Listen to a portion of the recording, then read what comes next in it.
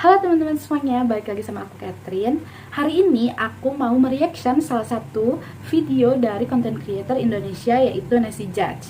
Nah, pasti dari kalian juga udah banyak yang tahu ya siapa Nessie Judge. Seperti yang kalian tahu, kalau Nessie ini sering banget membahas tentang berbagai hal.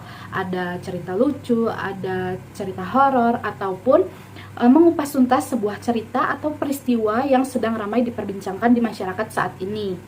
Nah, kalau kalian subscribernya, pasti kalian juga udah tahu kalau salah satu segmennya ada yang bernama Neror. Dimana di Neror ini tuh Nessie membahas sebuah cerita seram yang terjadi di Indonesia ataupun di luar negeri.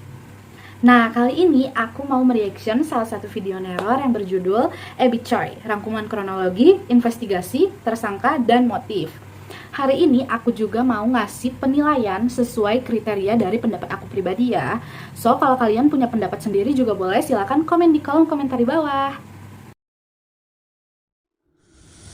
Kali ini aku mau coba kasih nilai berdasarkan dua kriteria. Kriteria yang pertama yaitu desain dari video itu sendiri. Nah, desain ini juga dapat dilihat dari dua hal. Hal yang pertama yaitu style and organization.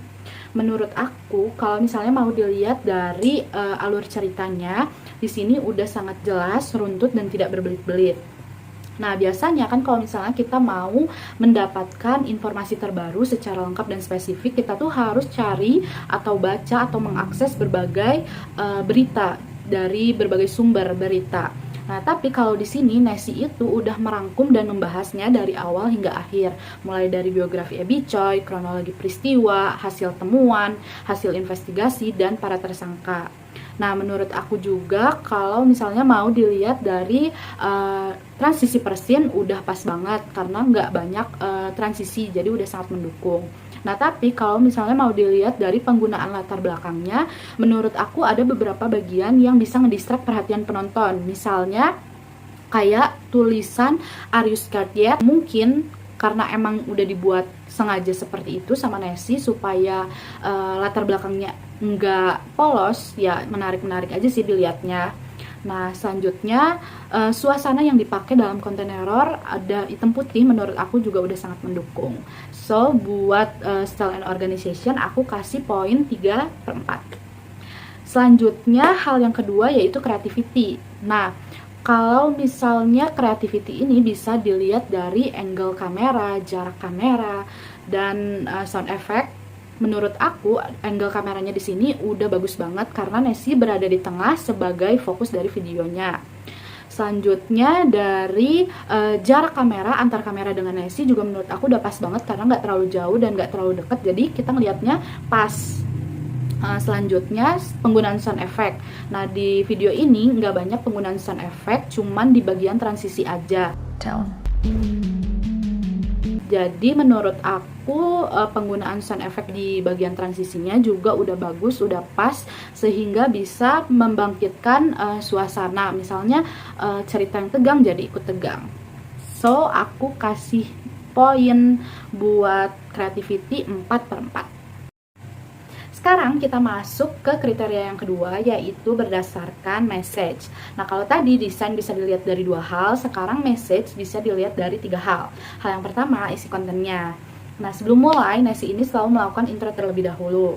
Kalau misalnya mau dilihat dari cara pembawaannya Nessie, menurut aku udah enak didengar, nggak kaku juga, dan nggak berbelit-belit, dan pastinya selalu interaktif dengan penonton sehingga videonya nggak membosankan.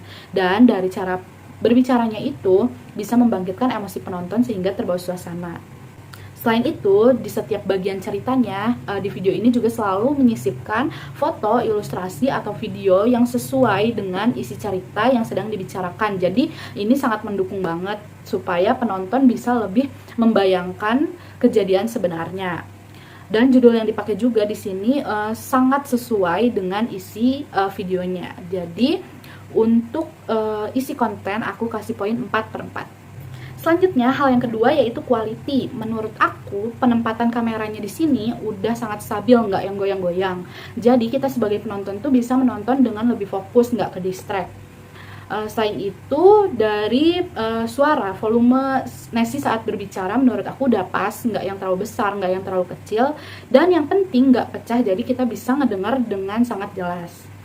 Selanjutnya penggunaan lighting, menurut aku juga lightingnya udah pas, nggak yang terlalu terang, nggak yang terlalu redup atau gelap, jadi nggak ngerusak penglihatan. Jadi quality aku kasih poin 4/4. Hal ketiga yaitu spelling, usage, grammar, and mechanic. Nah, menurut aku penggunaan tata bahasa yang digunakan oleh Nessie ini udah sopan dan sangat baik.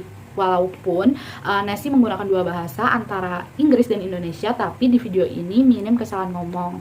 Jadi untuk tata bahasa juga aku kasih poin 4/4. Yang terakhir atau hal bonus yaitu overall impression. Menurut aku secara keseluruhan video ini udah sangat menarik. Dan kalau aku pribadi, aku pengen nonton video ini sampai akhir, sampai selesai, karena aku tuh selalu merasa penasaran sama apa sih isi cerita kelanjutannya.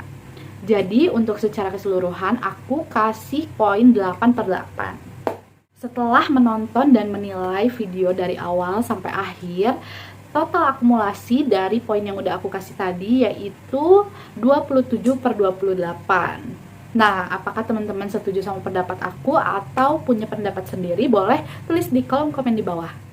Sekian video dari aku. Terima kasih udah menonton sampai akhir. See you on the next video.